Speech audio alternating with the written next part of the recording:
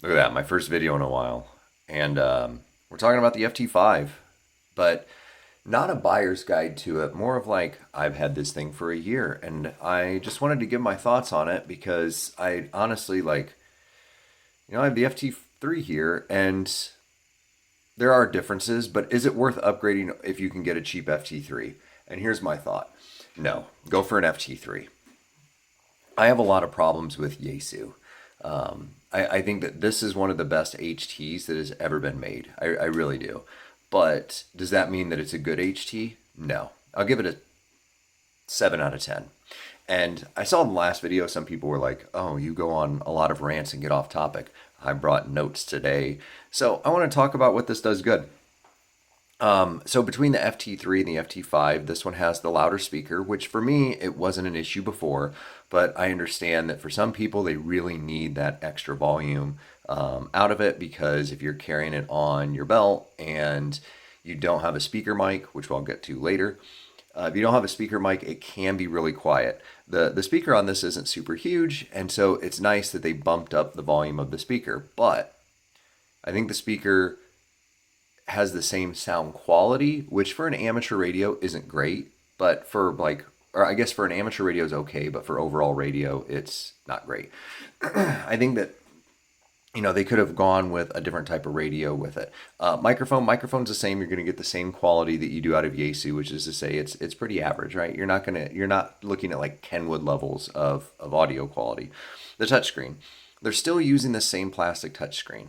And here's the thing with this touchscreen. And as you can see, like when I press on it, you can kind of see my outline on my cell phone right here. You can see that it's kind of flexing, even though the radio is being held still. It uses a plastic screen. And that's okay because it's there to cut costs. But when I go up to Michigan and I'm going through the woods, I always worry that if a stick were to hit that screen and pierce it, this whole radio is completely munted and it's done with, right? So there is an issue there that you have to worry about is if this touchscreen goes, your radio is pretty much done.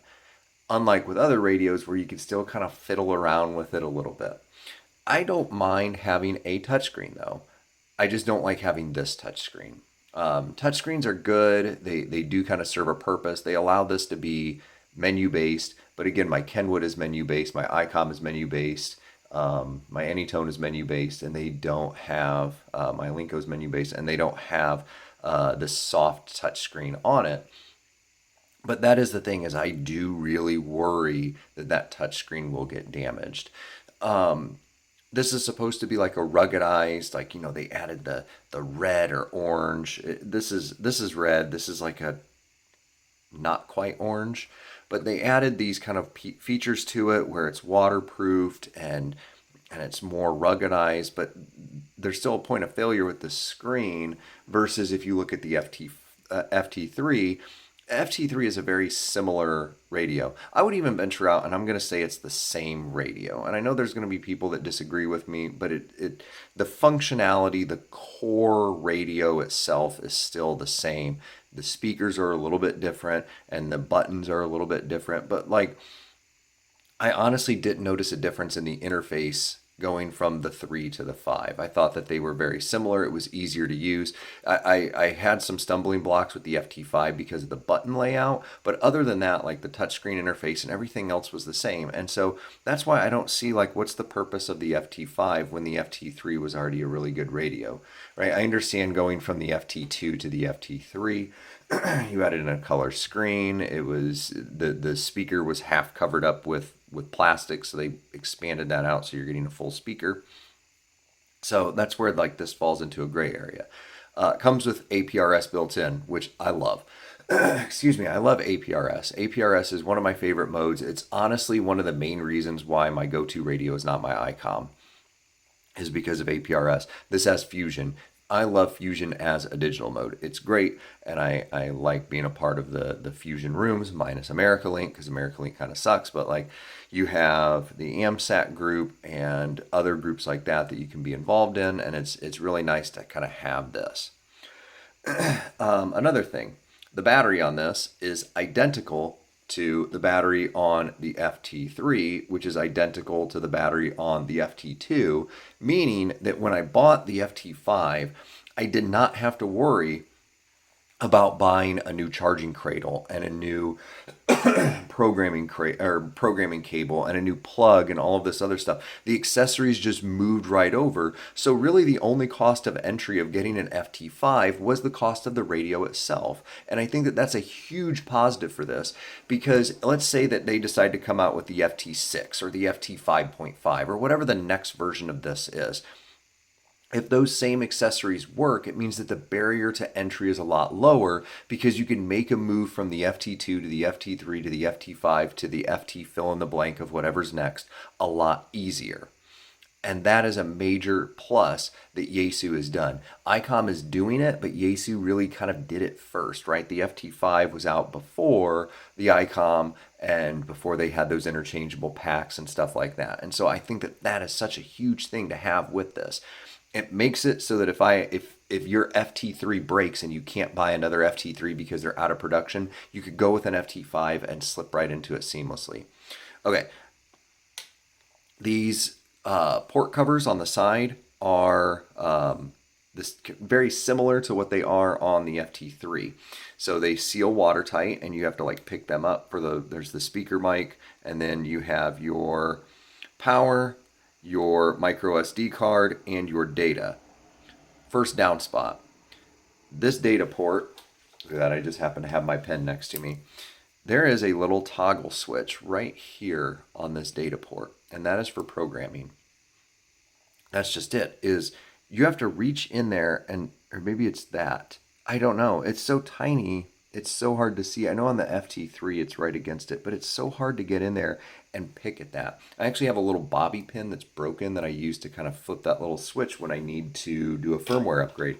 That little plug right there, you're probably wondering what that is. I had to buy oh my God, this room is all glass, so it's super bright. I had to buy a, what is this, micro, mini? It's whatever the old standard is. It's what PlayStation 2 controllers charged on. So there's USB-C, and then there's micro, and then there's mini. So this is mini, right? This product did not release in, throw that over there. This product did not release in 2008. This product released a year ago in, I want to say August or September, one of those. This is a 2021 product, still using a USB standard that I had on a Palm Pilot when I purchased in 2004. And that is what they're putting on this. And it's like, come on, Yaesu, like figure this out. Like you can figure this stuff out. Micro USB or micro SD card, you're limited to 32 gigs. 32 gigs is starting to become a little difficult to find because it's starting to move up to 64 gigs, but they're still out there. You know, you could still get that. And then the same 12 volt barrel plug that's normal. But here's the thing, is notice in order to get to the data port, you have to lift all of these up. So why is that important? Well, it's going to sacrifice the watertight integrity if you want to use the little camera microphone, because the camera microphone, this one's broken by the way, but it uses that plug, right? That little data plug that's on it. This one's broken. There's some weird like chirping noise that comes out from it, and I can't fix it, and it's out of warranty. And that leads me kind of to another point that I'll bring up later on.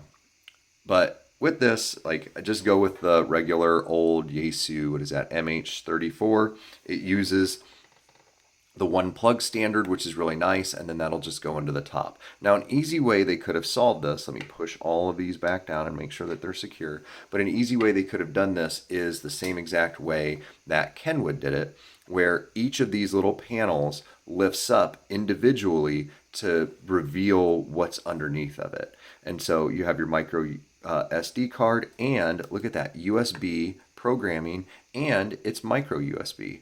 I think that's micro. I don't know, whatever that is. That's like the second newest micro or USB standard, which is what Yaesu should have at least had on their radio. But you know, it feels like this is an old radio that's been given a refresh, right? It's like an HD remastered video game. It's the same video game, just made prettier. And they could have done it a little bit better, like what Kenwood did. Kenwood, I love this radio. Make it full duplex, and this right here is my perfect radio. Put that back on the charger. whatever. It's not in the charger. It's good enough. Okay, so then obviously I'm not a big fan of the mini USB. So what else am I not a fan of? I mean, there's a lot of this radio that I'm not a fan of. So I talked about the speaker mic, but the other thing is getting help, right?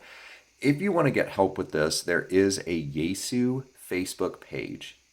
Unfortunately, with that Facebook page, the guy from Yaesu, I don't remember his name, he's the bald guy, but he's kind of a dickhead. And if you go on there and you ask him a question, sometimes he'll just be a straight up dick to you.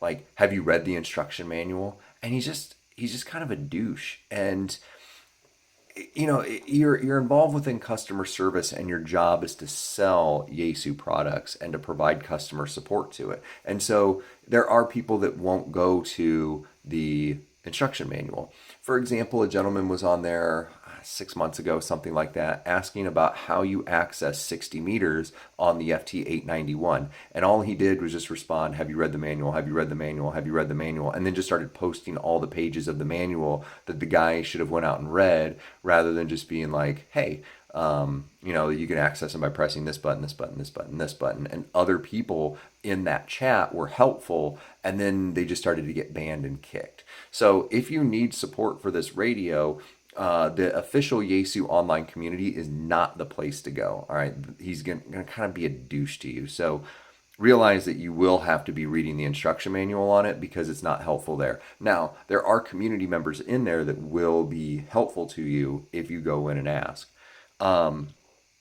So what do I think overall about this radio? I think this is a good radio. It serves a purpose. Notice I said good, but not great. I think that there are certain applications where this works out. If you want an everyday carry radio, this is your radio. If you want a top of the line everyday carry radio, I wouldn't say this is top of the line. I would say this is the entry level to the top of the line, but I think that this is pretty good, right? This is the Mercedes, right? It's not a Rolls Royce. It's not a Bentley. It's a Mercedes. It's good. And it's good luxury, but it's kind of like dipping your toe in luxury before like you get into like the Rolls Royce and the Bentley and a lot of that like really high-end, supreme, elegant luxury. And that's what this is.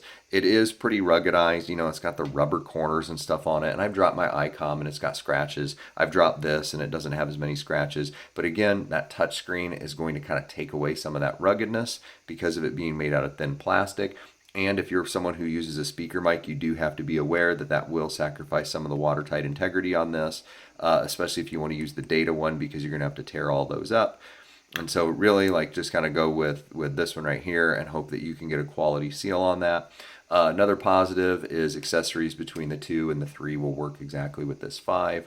So overall thoughts. This was, for the longest time, my everyday carry radio. I carried it with me almost every single place that I went, and I really liked it and I really enjoyed it. But I don't think that it's going to stay in that status for too much longer. I think that, mostly I've been carrying around my Kenwood, and I like my Kenwood minus the battery life, and the ICOM, but the ICOM doesn't have APRS. And so a lot of these top-end radio manufacturers are kind of forcing you to make a choice.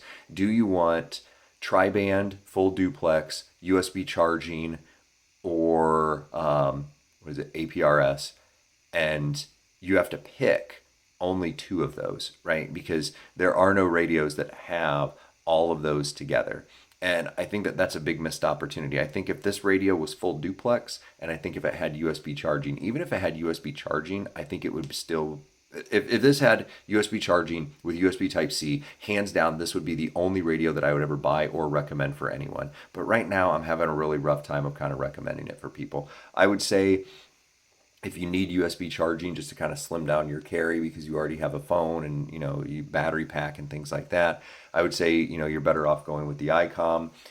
Kenwood, if you have the little barrel plug, Kenwood's a really good option if you want to have 220. For me, 220 really isn't a deal breaker. But at the same time too, there are some improvements that need to be made with this. Unfortunately, I don't think that the Yaesu is very open to making those changes, just because of how they treat their community on the Yaesu forums. But that's kind of it. If you guys have any specific questions or anything like that, just ask them down in the comments below. I'll get to answering them.